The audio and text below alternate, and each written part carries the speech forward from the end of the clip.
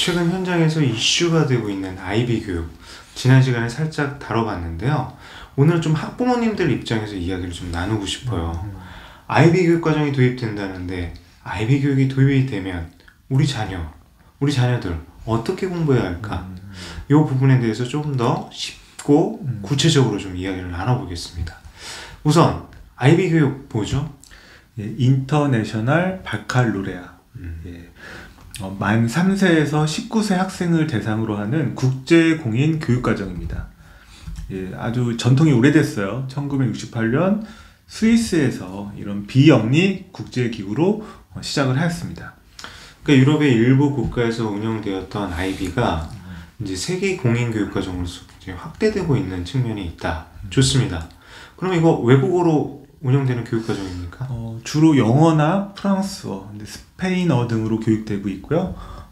우리나라에 도입이 되면서도 한국 상황에 맞게 또 운영이 된다고 합니다. 저희가 이제 현재 우리의 교육과정에서는 초등학교, 중학교, 고등학교 학교급이 있단 말이에요. 여기도 무슨 어떤 단계가 있습니까? 예, 그래서 초급 과정은 만 3세에서 12세, 그리고 중급 과정은 11세에서 16세, 디플로마 과정, 이런 대학 입학 이런 자격을 주는 과정은 16세에서 19세를 대상으로 하고 있습니다. 저희가 예전에 들었던 아이비, 특히 프랑스 같은 경우는 프랑스만의 독특한 입시 체제를 의미한다라고 생각을 했었어요. 근데 이제 최근에 아이비는 지난 시간에 우리 선생님 말씀하신 것처럼 세계 공통의 교육과정이다. 공인교육과정으로 거듭나려고 한다라고 말씀을 해주셨거든요. 근데 우리나라 같은 경우는 현재 2015 개정 교육과정이 적용이 되고 있고 앞으로는 2022 개정 교육과정이 도입될 거란 말이에요. 근데 어떻게 아이비를 도입한다는 겁니까? 그러니까 아이비 교육과정이 이제 어떻게 보면 플레임워크라고 해서 이제 이런 프로그램 자체는 어떤 개정 교육과정과 어떤 맥락도 같이 하고 녹여들어서 같이 운영이 가능한 이런 프로그램입니다. 어렵게 말하지 마세요. 저희가 네. 2022 개정 교육과정과 아이비가 지향하는 바는 같다라는 겁니다. 그쵸. 우리 학생들의 학습자의 주도성과 역량을 신장시키기 위한 것이다 라고 보는 건데, 근데 아이비하고 지금 현재 우리의 교육과정하고 근본적인 차이는 분명히 있어요.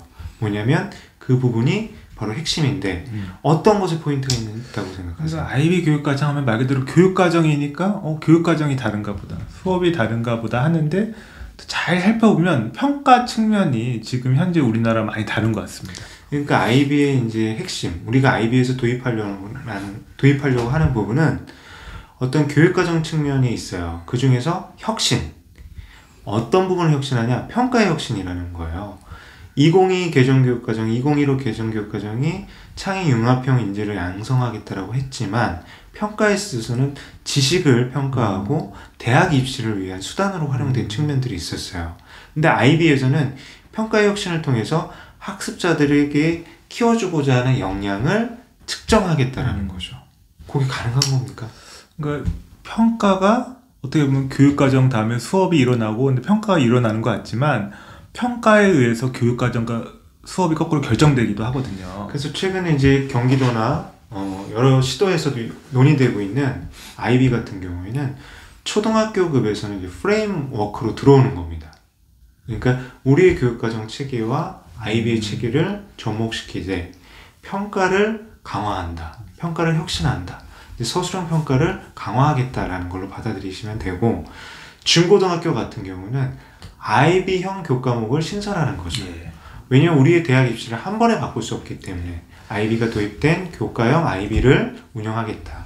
또 그럴 수 있게 된 어떤 토양도 사실 마련돼 가고 있어요. 예. 2022 개정 교육과정의 교육과정 전환기인 측면, 학점지 도입 등이 어떻게 보면 기회가 될 수 있단 말이에요. 그렇다면 우리 학부모님들 입장에서 서술형 평가 지금 이루어지고 있잖아요. 뭐가 다른 겁니까? 그러니까 아이비 교육과정을 이제 설명할 때 이런 게 달라졌다라고 하는 게 어떤 점이냐?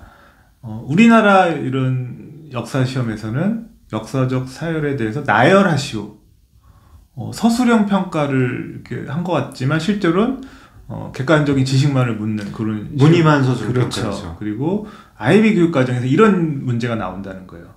전쟁이 끝난 뒤에 체결하는 평화협정은 또 다른 갈등을 일으킨다는 주장이 있는데 당신의 생각은 어떤가요?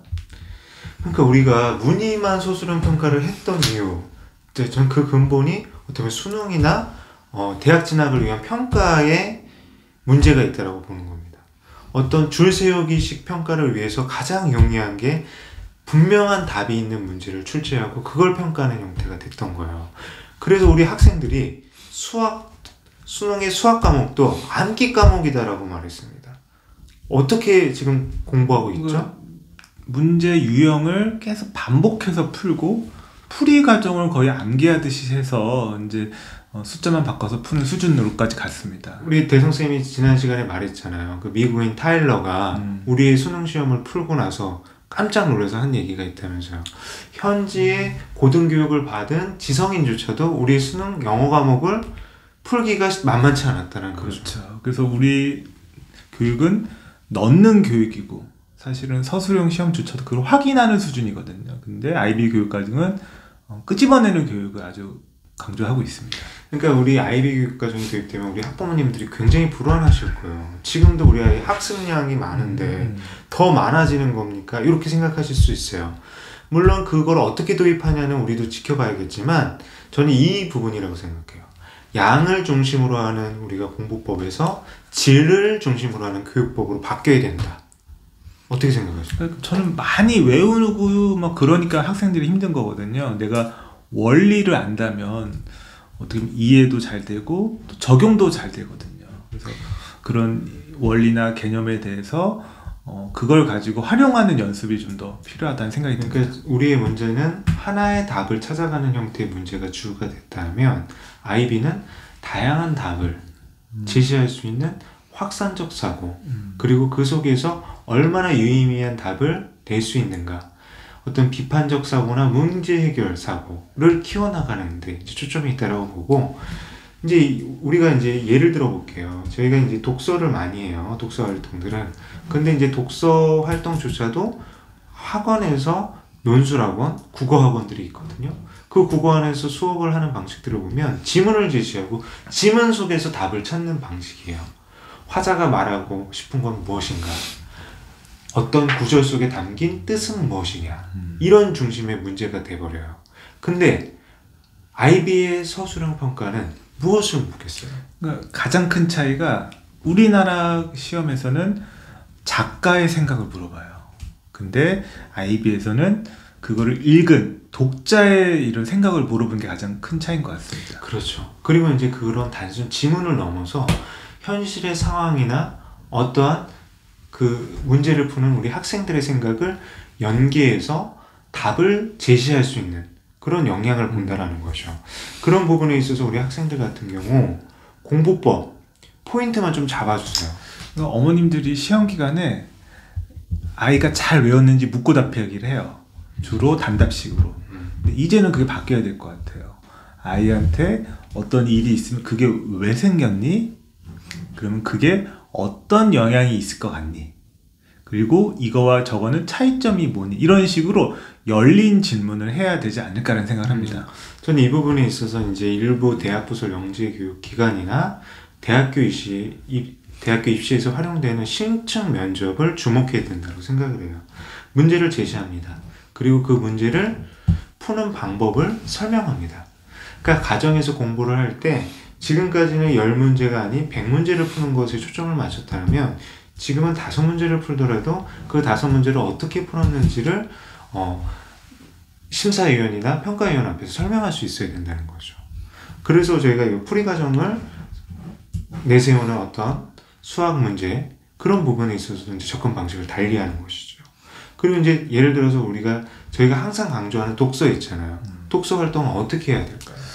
그러니까 이 독서에서 이제 지식을 습득하는 도서가 있고 내가 궁금점을 체크한다거나 뭔가 다른 의견이 생기면 그걸 체크하면서 하는 독서가 있거든요. 그러니까 비판적 읽기.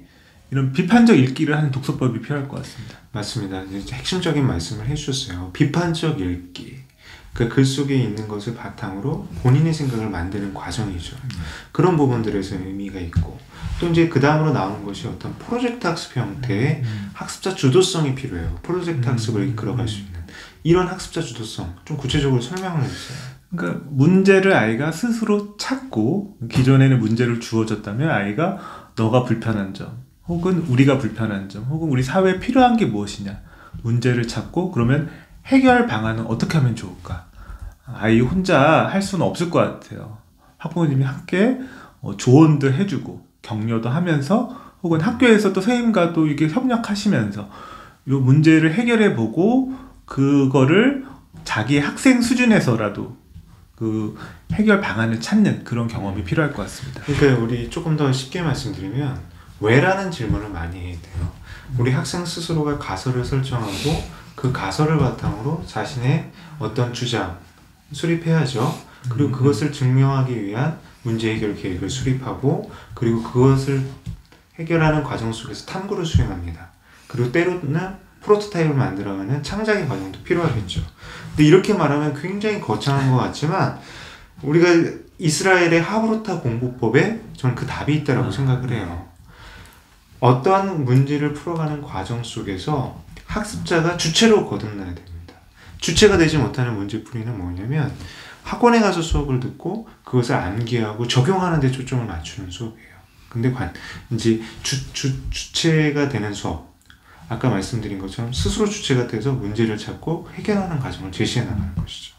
그런 것들이 습관화가 된다면 굉장히 좋을 것 같아요. 조금 더 이런 부분들에 있어서 학생들이 학습자 주도성을 키울 수 있는 방법 또 뭐가 있을까요?